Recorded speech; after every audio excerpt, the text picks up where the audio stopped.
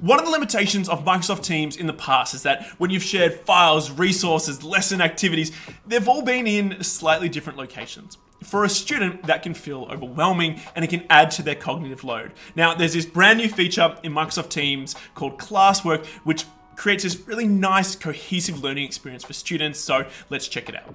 I've got a class team open at the moment, and you'll notice on the left-hand side, there's a new feature called Classwork. I've created an example of a module. It's called the Dressmaker and the Crucible. My students are currently comparing those two texts and they're learning about the historical and social context. I can expand this and you'll notice that I've grouped together all of the various files, resources, and learning activities. The description for this module, I've included my learning intentions and success criteria, and I've wanted my students to start with a brainstorming using Microsoft Whiteboard.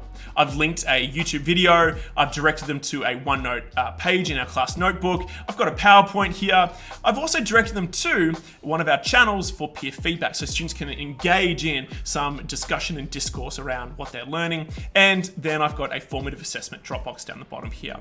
If I'm looking at this and I think, oh, you know what, I want to rearrange some of these activities, maybe I want to start with the PowerPoint, or maybe I want to start with the YouTube video, I can just drag and drop. It's really nice and easy. Because this is a draft, students won't see it until I click publish. If you ever want to add a module, you click on add module down the bottom. You can then give it a name. This is just a sample, of course. And click on save.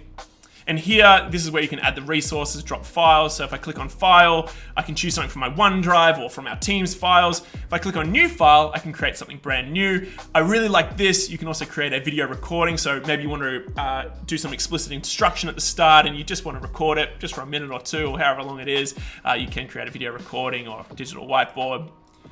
Some of the other options, if you can link them to an assignment, you can create a new quiz using Microsoft Forms, direct them to your class notebook, add in any link that you'd like here, and it also gives you a nice thumbnail preview when you do so, or direct them to a channel if they're going to be engaging with some discussion. Once you're happy with it, you can then click on publish and students will then be able to see it. This is a fantastic new feature, creates a really nice, seamless, cohesive learning experience for your students.